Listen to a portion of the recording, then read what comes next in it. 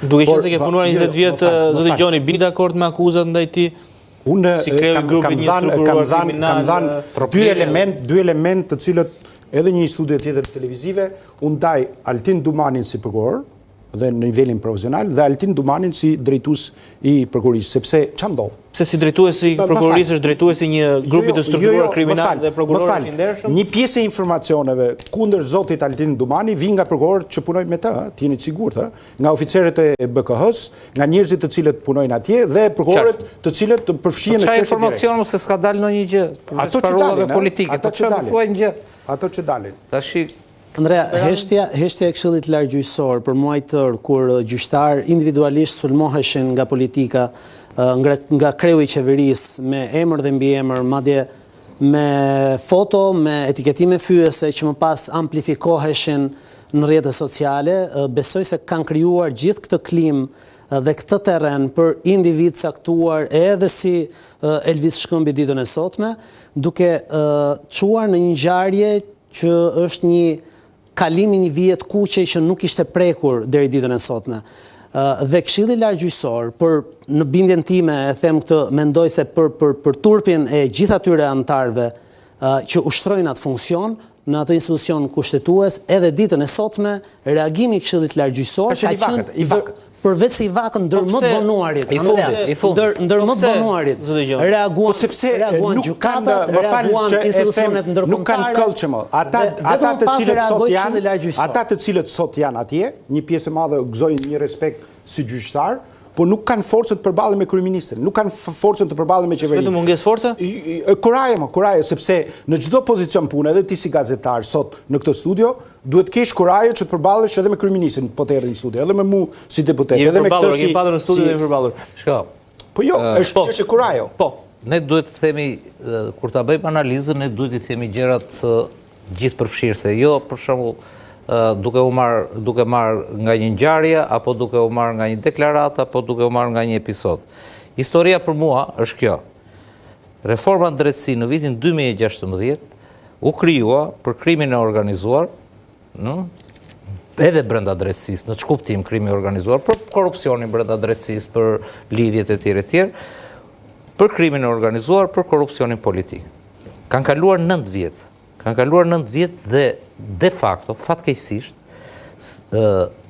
politika për të cilën, klasa politike në përgjithësi për të cilën u krijua kjo, është e njëjta. Nuk ka zgjidhje të drejtësisë, nuk ka zgjidhje të asnjë institucioni në Shqipëri, sepse çdo gjë buron nga politika, nga parlamenti e tjerë, në qoftë se nuk ka zgjidhje politike.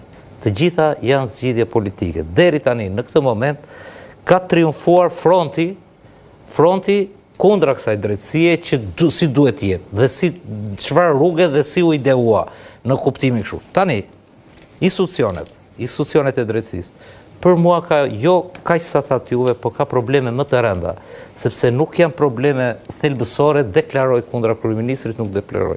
Ne e dim shumë mirë që institucionet kryesore të drejtësisë janë zgjedhur nga politika, ne dim dhe lidhjet e politikës, madje edhe e tjerë. Ishte fatkeqësi që opozita nuk ishte në parlament në ato kohë, ne dim si është zgjedhur qeveria e gjyqësorit, qeveria e prokurorisë, e tjerë. Edhe si pozitat sot. Edhe qeveria e vetingut, e cila shqyrshi i mbaroi afati dhe fillon një epokë tjetër që kushtetuta ja jep spakut. Çështja është kjo.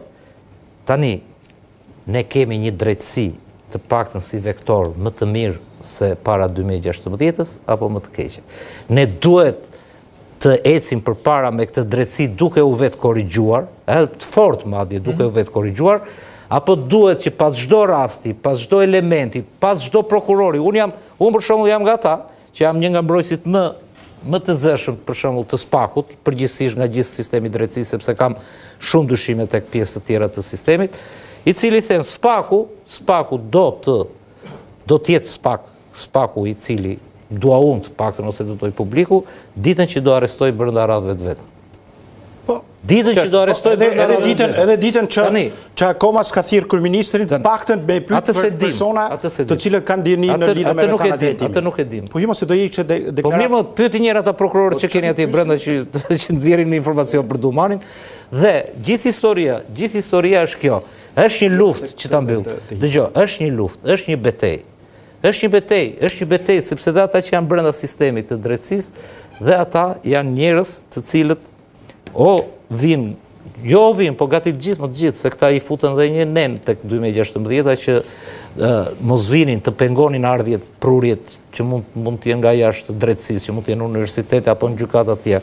O vinë nga sistemi paraardhës, domethënë nëse ndaj me vit 2016, ose ju a kanë për borxh politikës, karrierën e tyre etj. Dhe fakti është ky që kjo është një betejë vetë pastrimi nga një anë, dhe nga ana tjetër kjo është edhe një betejë me një front të jashtëm, që është front politiko, krimi organizuar mediatik fatkeqësisht, përgjithsisht kundra SPAK-ut, por përgjithsisht kundra dhe e fundit fare, me që zuri zoti Gjoni në gojë raportet, janë të Departamentit të Shtetit, po unë po të përmend dhe të Bashkimit Evropian, janë të drejta ato që thua ti, po një nga pikat më kryesore, dhe mandi e di shumë mirë, sepse është i zeshëm në këtë pikë, e dëgjova dhe sot e kam dëgjuar sistematikisht, një nga pikat kryesore është politika larg duart nga drejtësia